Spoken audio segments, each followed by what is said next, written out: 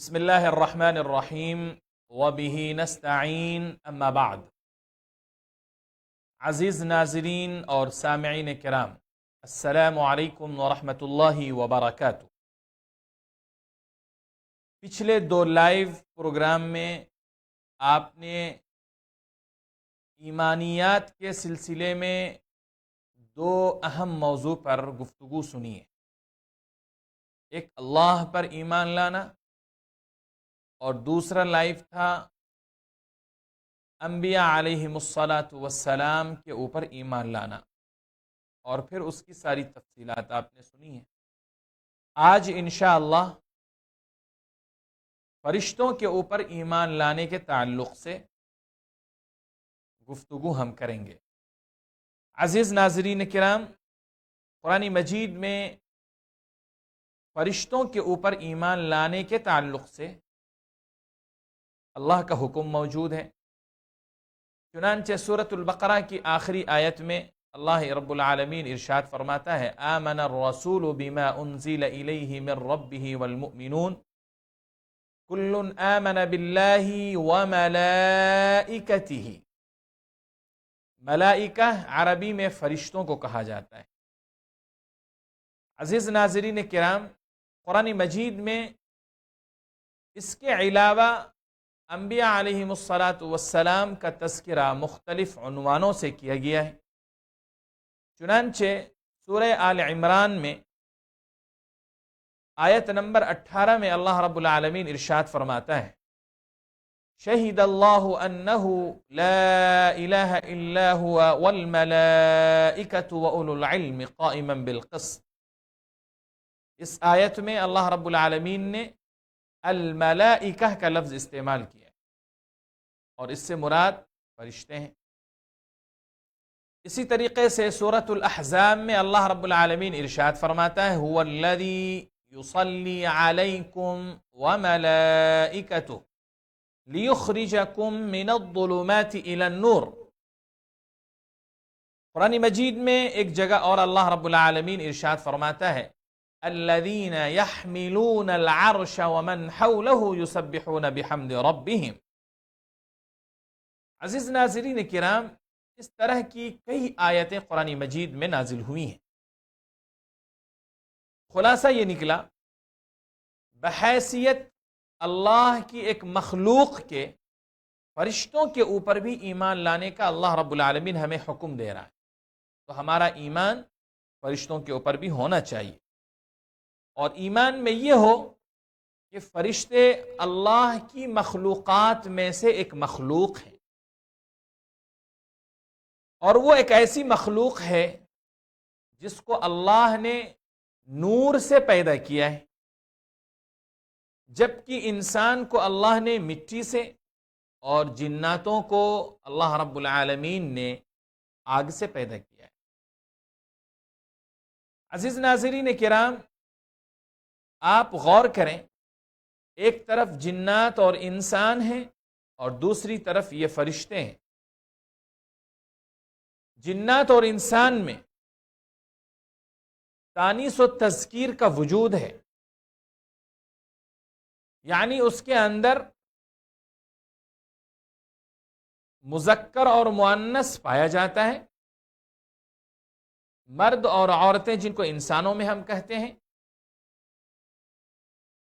لیکن فرشتے اللہ کی ایک ایسی مخلوق ہیں جس میں نہ کوئی مذکر ہوتا ہے اور نہ مؤنث ہوتا ہے۔ اللہ رب العالمین نے کس طرح ان کو پیدا کیا ہے، اور اللہ نے کس طرح کا ان کو جسم عطا فرمایا ہے، یہ اللہ ہی کو بہتر معلوم ہے۔ انسان اور جنات کھاتے ہیں، پیاس لگتی ہے پانی پیتے ہیں، جبکہ اللہ کی یہ نوری مخلوق فرشتے نہ تو کھاتے ہیں اور نہ وہ پیتے ہیں۔ انسان اگر تھوڑی دیر کام کر لے، اپنی ذمہ داریوں کو ادا کر لے، تو وہ تھک جاتے ہیں، اور زیادہ کام کر جانے کی وجہ سے کبھی کبھی وہ کاموں سے اکتا بھی جاتے ہیں۔ جبکہ اللہ کی یہ ایک مخلوق ہے فرشتے، جو اللہ کے حکموں کو بجا لانے میں، اللہ کی اطاعت و فرما برداری کرنے میں نہ تو وہ کبھی تھکتے ہیں اور نہ کام کرنے میں کبھی ان کو اکتاہٹ پیدا ہوتی ہے۔ عزیز ناظرین، انسانوں میں اور جناتوں میں توالد اور تناسل کا بھی سلسلہ ہوتا ہے۔ یہ نکاح کرتے ہیں، آپس میں نکاح ہوتا ہے اور پھر اولاد کا سلسلہ چل پڑتا ہے، نسب آگے بڑھتا ہے۔ جبکہ اللہ رب العالمین نے فرشتوں کو ایسا پیدا فرمایا کہ وہ آپس میں نکاح نہیں کرتے، چنانچہ ان کے یہاں نکاح نہیں ہوتا۔ عزیز ناظرین، اللہ نے فرشتوں کو ایک عجیب قدرت سے نوازا ہے، اور وہ قدرت یہ ہے کہ وہ اپنی شکل و صورت کو بدل لیا کرتے ہیں۔ اللہ نے فرشتوں کو نور سے پیدا کیا ہے، اور جسم ان کا بہت لطیف ہے۔ ان دونوں خوبیوں کے ساتھ جو تیسری خوبی ہے کہ اللہ ان کو اپنی شکل، اپنی صورت کو بدلنے کی قدرت اور طاقت دے رکھی ہے۔ چنانچہ حضرت لوط علیہ السلام کا تذکرہ قرآن مجید میں آیا، اور حضرت ابراہیم علیہ السلام کا تذکرہ آپ جب پڑھیں گے 12ویں پارے میں، اللہ نے اس واقعے کو تفصیل کے ساتھ ذکر کیا ہے۔ حضرت ابراہیم علیہ السلام کے پاس یہ فرشتے ان کا مہمان بن کر تشریف لائے، انسانوں کی شکل، انسانوں کی صورت بنا کر۔ حضرت ابراہیم علیہ السلام نے فوراً ان کے لیے کھانے کا نظم کیا، وَجَاءَ بِعِجْلٍ حَنِيذٍ، اور بھنا ہوا ایک بچڑا ان کی خدمت میں پیش کر دیا۔ ابھی آپ نے سنا کہ فرشتے نہ تو کھاتے ہیں اور نہ پیتے ہیں، چنانچہ وہ تو چونکہ فرشتے تھے اس لیے انہوں نے کھانے کی طرف ہاتھ نہیں بڑھایا۔ اس وقت کا رواج تھا اور دستور تھا، ہر شخص کو یہ بات پتہ تھی کہ دسترخوان پر اگر کوئی مہمان بیٹھا ہو اور وہ کھانے کی طرف اپنا ہاتھ نہ بڑھا رہا ہو تو لوگ سمجھا کرتے تھے کہ ضرور یہ کوئی ہمارا دشمن ہے۔ حضرت ابراہیم علیہ السلام کو ڈر اور خوف ہوا، چنانچہ حضرات فرشتے سمجھ گئے کہ حضرت ابراہیم علیہ السلام ڈر رہے ہیں، تو انہوں نے بتا دیا کہ ہم اللہ کی طرف سے بھیجے گئے فرشتے ہیں، لا تخف، آپ کو ڈرنے کی ضرورت نہیں ہے، آپ نہ ڈریں۔ عزیز ناظرین، اس کے بعد وہ فرشتے حضرت ابراہیم کے یہاں سے نکل کر حضرت لوط علیہ السلام کے پاس جاتے ہیں۔ حضرت لوط، ان کی قوم ایک ایسی قوم اس دنیا میں گزری ہے جن کو ایک عجیب بیماری لگ چکی تھی، اور وہ بیماری یہ تھی کہ وہ مرد مردوں سے اور عورتیں عورتوں سے اپنی خواہشیں پوری کیا کرتے تھے۔ اللہ کے نبی حضرت لوط نے ان کو کافی سمجھایا، بتایا اور روکا اس فحش اور اس برے فعل سے، لیکن اس کے باوجود وہ نہیں رکے۔ اللہ نے فیصلہ کیا عذاب بھیجنے کا۔ چنانچہ یہ فرشتے جو آئے تھے انسانی شکل میں حضرت لوط کے پاس پہنچے۔ جیسے ہی حضرت لوط کے پاس پہنچے، ان کی قوم کے وہ بدبخت لوگ حضرت لوط کے ان مہمانوں کو دیکھا، جو مہمان کی بالکل امرت تھے، خوبصورت چہروں والے تھے، ان کی طرف وہ لپکے دوڑے اور جھپٹنے کی انہوں نے کوشش کی تاکہ ان کے ساتھ وہ ناجائز کام کر سکیں اور اپنی جنسی خواہش پوری کر سکیں۔ حضرت لوط نے کہا، اے میری قوم کے لوگوں، ہماری بیٹیاں ہیں، آپ ان سے نکاح کر کر اپنی جنسی خواہشیں پوری کرو، کیوں ہمیں تم رسوا کرتے ہو مہمان کے سلسلے میں؟ لیکن وہ لوگ صاف لفظوں میں انکار کر گئے اور حضرت لوط کی کسی بات کو نہیں مانا، اور وہ دھیرے دھیرے قریب آتے چلے گئے۔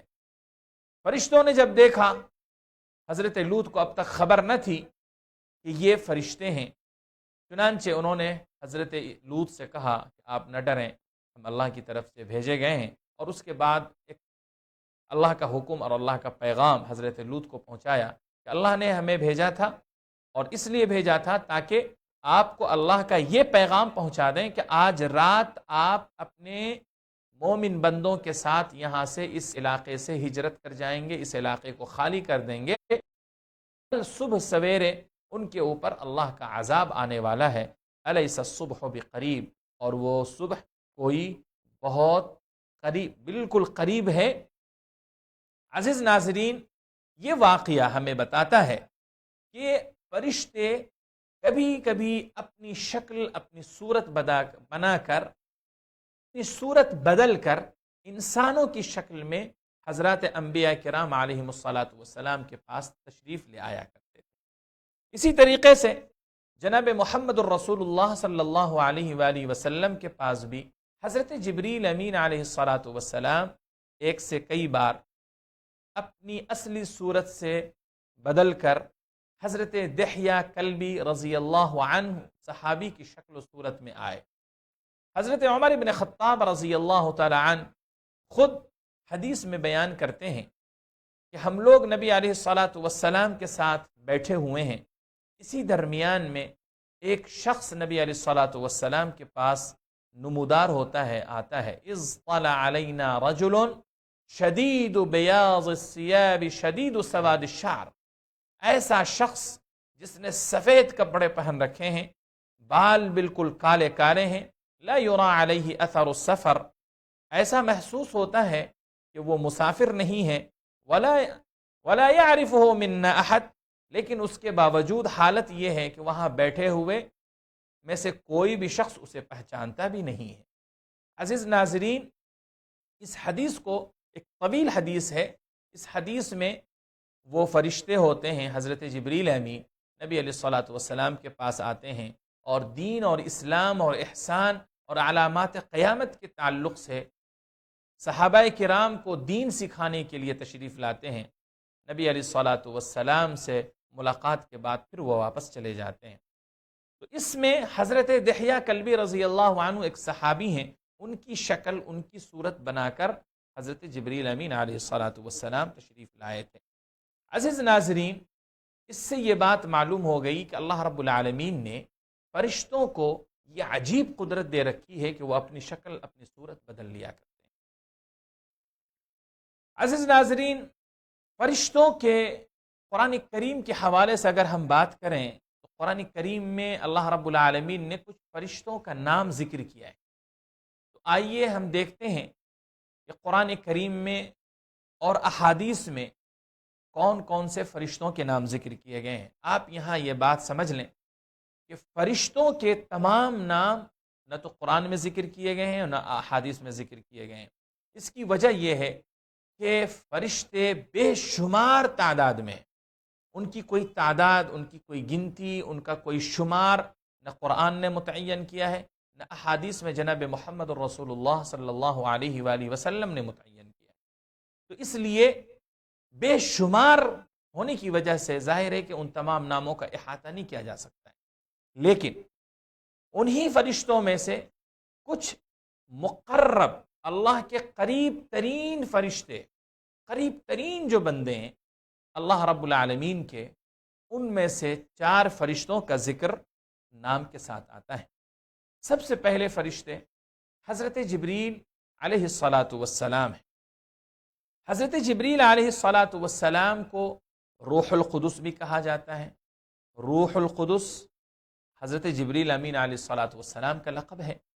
اسی طریقے سے حضرت عائشہ صدیقہ رضی اللہ عنہا کی ایک حدیث میں حضرت عائشہ نے خود یہ بیان کیا، حضرت جبریل امین علیہ الصلاۃ والسلام کے تعلق سے واقعہ ذکر کرتے ہوئے کہ حضرت جبریل وہی ناموس اکبر ہیں جو حضرت موسیٰ علیہ الصلاۃ والسلام کے پاس آیا کرتے تھے۔ تو اس سے یہ بات معلوم ہوئی کہ حضرت جبریل امین علیہ الصلاۃ والسلام اللہ کے مقرب ترین فرشتوں میں سے ہیں۔ مقرب، سب سے زیادہ قریب حضرت جبریل امین علیہ الصلاۃ والسلام ہیں، اور ان کو یہ القاب بھی دیے گئے ہیں، روح القدس اور ناموس اکبر۔ قرآن مجید میں سورۃ البقرہ میں اللہ رب العالمین ارشاد فرماتا ہے، قل من كان عدوا لجبريل فإنه نزله على قلبك بإذن الله۔ اسی طریقے سے ایک دوسرا نام آتا ہے۔ عزیزان محترم، آگے بڑھنے سے پہلے میں آپ کو حضرت جبریل امین علیہ الصلوۃ والسلام کے تعلق سے میں یہ عرض کروں آپ کو، حضرت جبریل امین کو اللہ رب العالمین نے جس کام کے لیے منتخب کیا ہے وہ کام یہ تھا کہ یہ حضرات انبیاء علیہم الصلوۃ والسلام کے پاس اللہ کے پیغام کو لے کر آیا کرتے تھے۔ جتنے انبیاء گزرے ہیں تمام انبیاء کے پاس آپ تشریف لاتے تھے کتاب کی شکل میں۔ آج آسمانی کتابیں جو بھی موجود ہیں، اللہ کا جو بھی پیغام کتاب کی شکل میں موجود ہے، وہ سب حضرت جبریل امین علیہ الصلوۃ والسلام ان نبیوں تک لے کر کے آئے۔ چنانچہ قرآن مجید جو 23 سال کے عرصے میں نازل ہوا ہے، اس قرآن کو لانے والے، قرآن کے ہر حرف اور آیتوں کو اسی طرح لانے والے جس طرح انہوں نے اللہ رب العالمین سے لیا تھا، وہ کوئی اور فرشتے نہیں بلکہ حضرت جبریل امین علیہ الصلوۃ والسلام۔ اسی طریقے سے ایک دوسرا نام آتا ہے حضرت میکائیل علیہ الصلوۃ والسلام کا۔ حضرت میکائیل علیہ الصلوۃ والسلام، ان کا جو کام ہے بارش برسانا، بارش کی ذمہ داری اللہ رب العالمین نے ان کے سر رکھا ہے۔ قرآن مجید میں حضرت میکائیل علیہ الصلوۃ والسلام کا بھی تذکرہ آتا ہے۔ چنانچہ حضرت میکائیل علیہ الصلوۃ والسلام کے تعلق سے احادیث میں آتا ہے کہ حضرت میکائیل علیہ الصلوۃ والسلام نبی کے ساتھ جنگ و جدال میں، جہاد میں شریک ہوا کرتے تھے۔ انبیاء علیہم الصلوۃ والسلام اور ان کی قوم کے تعاون کرنے کے لیے آپ برابر تشریف لایا کرتے تھے۔ چنانچہ ایک روایت میں اللہ کے نبی علیہ الصلوۃ والسلام کے حوالے سے حضرت سعد بن ابی وقاص رضی اللہ عنہ نے کہا کہ میں نے رسول اکرم صلی اللہ علیہ وآلہ وسلم کے دائیں اور بائیں 2 شخصوں کو دیکھا تھا، اور وہ 2 شخص ایسے تھے جن کو میں نے پہلے اور نہ بعد میں دیکھا ہے۔ اللہ کے نبی علیہ الصلوۃ والسلام نے فرمایا کہ وہ فرشتے تھے، اور وہ فرشتے حضرت میکائیل علیہ الصلوۃ والسلام ایک طرف تھے۔ اسی طریقے سے ایک تیسرا فرشتے ہیں حضرت اسرافیل علیہ الصلوۃ والسلام۔ حضرت اسرافیل کو ہم سب جانتے ہیں، ان کو اللہ رب العالمین نے سور پھونکنے کی ذمہ داری دے رکھی ہے۔ سور ایک ایسی آواز ہوگی جس آواز کو سن کر انسان تو انسان، چرند پرند درندے، آسمان اور یہ زمین اور یہ مضبوط پہاڑ سب کے سب ٹوٹ پھوٹ کا شکار ہو جائیں گے، چاند سورج بکھر جائیں گے، اور یہ زمین اور یہ پہاڑ روئی کے گالے کی طرح اڑ رہے ہوں گے۔ ایسی وہ سخت قسم کی آواز ہوگی۔ عزیز ناظرین، حضرت اسرافیل علیہ الصلوۃ والسلام کو 2 مرتبہ سور پھونکنے کی ذمہ داری دی گئی۔ پہلی مرتبہ جب سور پھونکیں گے تو اس میں کائنات اور کائنات کی تمام مخلوقات، تمام چیزیں ختم ہو جائیں گی، اور پھر جب اللہ رب العالمین دوبارہ حکم دے گا اور دوبارہ وہ سور پھونکیں گے تو اس وقت وہ ساری چیزیں پیدا ہو جائیں گی۔ اسی کو قرآن مجید نے سورۃ الزمر کے اندر ارشاد فرمایا، قرآن مجید میں موجود ہے، وَنُفِخَ فِي الصُّورِ فَصَعِقَ مَن فِي السَّمَاوَاتِ وَمَن فِي الْأَرْضِ ثُمَّ نُفِخَ فِيهِ أُخْرَى فَإِذَا هُمْ قِيَامٌ يَنظُرُونَ۔ اس میں دونوں سور کا تذکرہ اللہ رب العالمین نے کیا ہے۔ عزیز ناظرین، کچھ ایسے فرشتے ہیں جن کا ذکر قرآن مجید کے اندر ہے، لیکن ان کے ناموں کے ساتھ نہیں بلکہ ان کے کاموں کے ساتھ ان کو ذکر کیا گیا ہے۔ مثلا ملک الموت، عام طور پر ملک الموت کا نام ہے حضرت عزرائیل علیہ الصلوۃ والسلام ہم جن کو کہتے ہیں، لیکن صحیح تر بات یہ ہے کہ ان کا نام قرآن نے یا احادیث میں ذکر نہیں ہے، اور جن لوگوں نے بھی نام بتایا ہے ان کی وہ اپنی رائے ہے، کچھ شواہد یا قیاس کی بنیاد پر ان کا نام وہ متعین کیا گیا ہے۔ اصل کام ان کا روح قبض کرنا ہے جاندار چیزوں کی، انسان ہیں، جنات ہیں، اور بھی جو دیگر مخلوقات جانوروں میں جن کو اللہ نے روح سے نوازا ہے، یہ ملک الموت کہلاتے ہیں۔ عزیز ناظرین، تمام مخلوقات میں آخری جو موت ہونے والی ہے یا آخری وہ مخلوق جن کو موت آئے گی وہ ملک الموت ہی ہیں.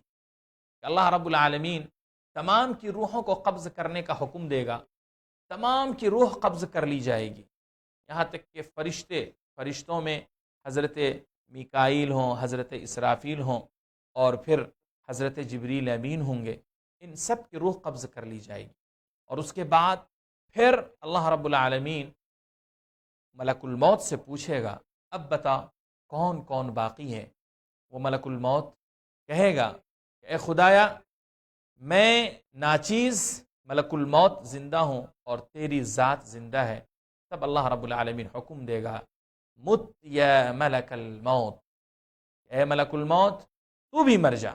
عزیز ناظرین، اس وقت ان کو بھی موت آ جائے گی اور پھر وہ ابد الآباد کی زندگی شروع ہوگی جس کے تعلق سے ہم قرآن مجید میں بار بار پڑھتے ہیں خالدین فیہا خالدین فیہا.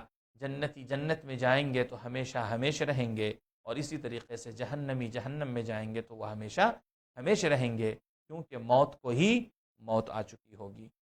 اسی طریقے سے ملک الارحام، یہ وہ فرشتے ہیں جن کو اللہ رب العالمین نے رحم کی ذمہ داری دے رکھی. رحم سے مراد ایک بچہ جو ماں کے پیٹ میں پلتا ہے، ماں کے پیٹ کے اندر ایک نطفہ پیدا ہوتا ہے، وہ سارا کام وہ فرشتہ کرتا ہے، نطفہ کا وجود لاتا ہے، پھر اس کو مضغہ بناتا ہے، پھر اس کے اوپر گوشت چڑھاتا ہے، اور پھر ایک وقت ہوتا ہے کہ جسم اور جان اس کے اندر پیدا ہو جاتی ہے. یہ پورا کام اللہ رب العالمین نے ملک الارحام کو دے رکھا ہے. اسی طریقے سے ملک الجبال، ملک الجبال اللہ رب العالمین نے ان فرشتوں کو بھی وجود بخشا ہے، اور جو ان کی ذمہ داری یہ ہے کہ وہ ان پہاڑوں کی نگرانی کریں اور اللہ کا جو بھی حکم نازل ہوتا ہے ان پہاڑوں پر اللہ کے ان حکموں کو وہ نافذ کریں. اسی طریقے سے ملک القبر، آپ نے سنا ہے کہ قبر کے اندر دو فرشتے ہوں گے جن کو ہم عام طور پر منکر اور نکیر کے نام سے جانتے ہیں اور ہمارے درمیان میں متعارف ہیں. عزیز ناظرین، یہ دو ملک الموت یہ جو دو فرشتے ہوں گے جن کو ملک القبر کہا جاتا ہے یا منکر نکیر کہا جاتا ہے، یہ ہر انسان سے ان کی قبر کے اندر سوال اور جواب کرتا ہے. آپ نے بارہا سنا ہے، صحیح احادیث کے اندر موجود ہیں کہ میت کے رشتہ دار ابھی 40 قدم چل کر اپنے گھر کی طرف نہیں گئے ہوئے ہوتے ہیں کہ وہ فوراً فرشتے ان کے پاس آ جاتے ہیں. وہ دونوں فرشتے ان کو اٹھاتے ہیں اور اٹھا کر کے ان سے سوال کرتے ہیں. 3 سوال ہوتا ہے، تینوں سوال اگر کسی نے جواب دے دیا من ربک ما دینک ماذا تقول فی شأن هذا الرجل، یہ 3 سوال ہوتا ہے، تینوں سوال کے جو جواب دے دیا وہ فرشتے ان کو دلہن کی طرح سو جانے کا حکم دیتے ہیں. ان کے لیے جنت کی کھڑکیاں کھول دی جاتی ہیں جہاں سے بھینی بھینی جنت کی ہوائیں اور خوشبوئیں ان کو ملتی رہتی ہیں.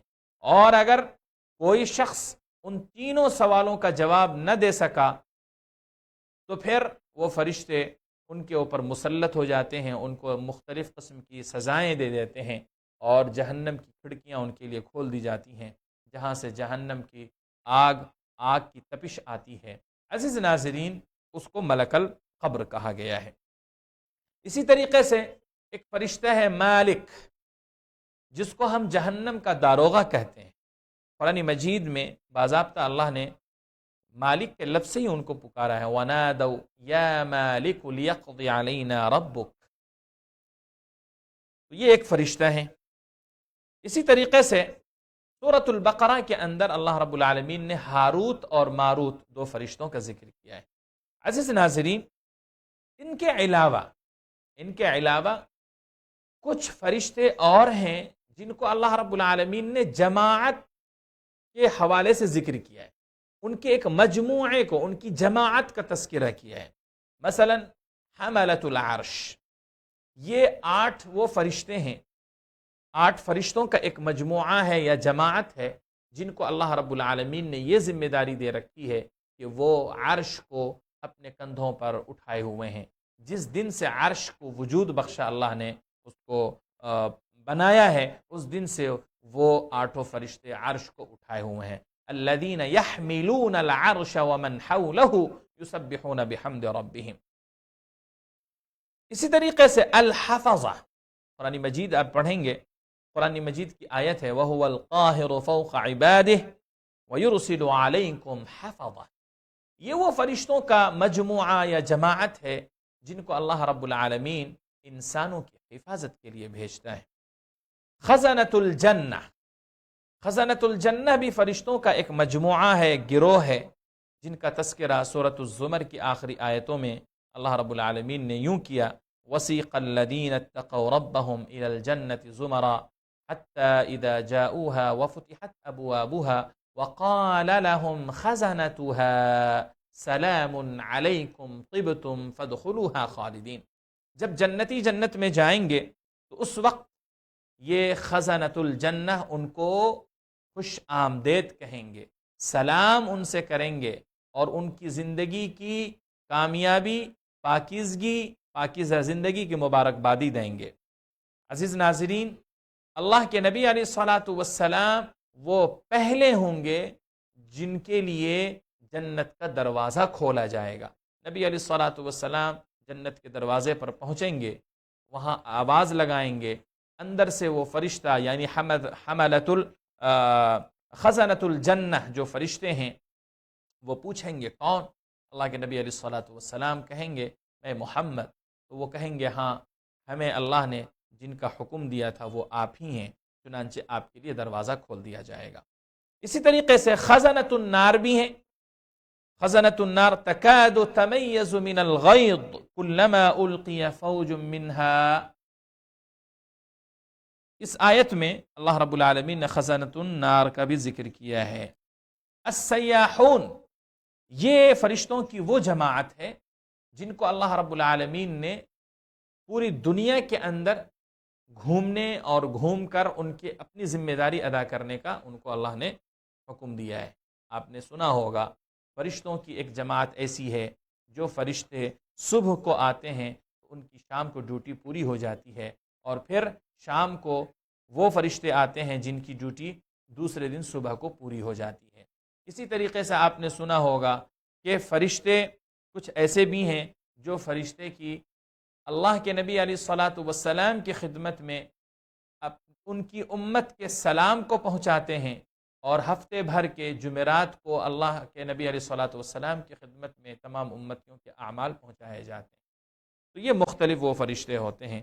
اسی طریقے سے عزیز ناظرین، زوار البیت المعمور، یہ بھی فرشتوں کی ایک جماعت ہے جن کا کام یہ ہے کہ وہ بیت المعمور میں آتے ہیں، نماز پڑھتے ہیں، اور پھر وہ وہاں سے چلے جاتے ہیں۔ ان میں سے جتنے بھی بیت المعمور میں ایک مرتبہ نماز پڑھتے ہیں پھر زندگی میں ان کو دوبارہ موقع نہیں آتا، اتنی بڑی تعداد میں یہ فرشتے وہاں موجود ہیں جو اللہ رب العالمین کو سجدے کرتے ہیں۔ اسی طریقے سے السفرہ، آپ نے قرآن کریم کے اندر ذکر آیا ہے السفرہ فرشتوں کا، جن کو ہم عام طور پر اردو زبان میں کرامن کاتبین کہتے ہیں۔ کرامن کاتبین یعنی وہ فرشتے جو انسان کے ایک دائیں طرف اور دوسرے بائیں طرف ہوتے ہیں۔ دائیں طرف یعنی سیدھے ہاتھ والے فرشتے انسان کی اچھائیوں کو لکھتے ہیں، اور بائیں ہاتھ والے فرشتے یعنی الٹے ہاتھ والے فرشتے انسانوں کی گناہ، انسانوں کی خطا، انسانوں کی معصیت کو لکھتے ہیں۔ یہ ذمہ داری اللہ رب العالمین نے ان کو دے رکھی ہے۔ اس طریقے سے عزیز ناظرین، فرشتوں کی ایک بڑی تعداد ہے۔ اسی میں ایک جماعت اور ہے جن کو المعقبات بھی کہا گیا، لہو معقبات من بین یدیہ ومن خلفہ یحفظونہ من امر اللہ۔ انسانوں کی جو حفاظت کرنے والے فرشتے ہوتے ہیں، آپ غور کریں، اللہ رب العالمین کے حکم سے وہ انسانوں کی حفاظت کرتے ہیں کہ اگر وہ فرشتے ایک لمحے کے لیے بھی ہٹ جائیں تو انسان فوراً لقمہ تر بن جائے، فوراً وہ موت کے منہ میں چلا جائے۔ لیکن فرشتے ہٹتے نہیں، فرشتے برابر انسانوں کی حفاظت کر رہے ہوتے ہیں۔ ہاں، جب اللہ کی طرف سے قضاء و قدر کا فیصلہ ہو جاتا ہے، کسی کی دنیا سے رزق ختم کر دیے جاتے ہیں، تب فرشتے وہاں سے ہٹتے ہیں اور پھر دوسرا فرشتہ جن کو ملک الموت کہا جاتا ہے وہ آتا ہے اور اس کی روح قبض کر کے لے کر چلا جاتا ہے۔ عزیز ناظرین، آخری بات کہہ کر میں اپنی بات کو ختم کروں گا۔ قرآن مجید میں ایک سورہ ہے سورۃ الفاطر، الحمد للہ فاطر السماوات والارض جاعل الملائکۃ رسلا اولی اجنحۃ مثنى وثلاث ورباع یزید فی الخلق ما یشاء۔ یہ آیت آپ پڑھیں۔ اس آیت میں اللہ رب العالمین نے حضرات فرشتے کے ایک اور صفت کو ذکر کیا ہے، اور وہ یہ ہے کہ ان کو اللہ رب العالمین نے اڑنے کے لیے پر دے رکھے ہیں۔ یہاں اللہ تعالی مثنى وثلاث ورباع، دو دو، تین تین اور چار چار کا ذکر کیا ہے، یعنی کسی کو دو دو بھی ہو سکتے ہیں پر، کسی کو تین تین بھی ہو سکتے ہیں اور کسی کو چار چار بھی ہو سکتے ہیں۔ اللہ کے اس بیان سے معلوم یہ ہوتا ہے کہ پروں کی تعداد متعین نہیں ہے، کسی فرشتے کو 4 سے بھی زیادہ ہو سکتے ہیں اور اس سے بھی زیادہ ہو سکتے ہیں، چنانچہ روایتوں میں اس طرح کی باتیں ملتی ہیں۔ عزیز ناظرین، پوری گفتگو کا خلاصہ صرف اتنا ہے کہ ہم فرشتوں پر ایمان رکھیں، فرشتوں کا انکار ہم نہیں کر سکتے ہیں۔ جب ہم فرشتوں پر ایمان رکھتے ہیں تو یہ ساری تفصیلات بھی ہماری جانکاری میں ہونا چاہیے۔ اللہ رب العالمین سے دعا ہے کہ اللہ تعالی ہماری اور آپ کی ہماری گفتگو کو اللہ قبول فرمائے اور آپ کے سننے کو قبول فرمائے۔ عزیز ناظرین، اگر آپ کو ویڈیو پسند آتی ہے تو ویڈیو کو لائک کیجئے، شیئر کیجئے، اور یوٹیوب پر اگر آپ دیکھ رہے ہیں تو آپ چینل کو سبسکرائب کیجئے اور اپنے دوستوں کو ضرور شیئر کیا کیجئے، بتایا کیجئے۔ اگر آپ کو کوئی مشورہ دینا ہو، کچھ پوچھنا ہو تو آپ کامنٹ باکس میں پوچھ بھی سکتے ہیں اور آپ کے انشاءاللہ ہر سوال کا جواب دیا جائے گا۔ وآخر دعوانا ان الحمد للہ رب العالمین۔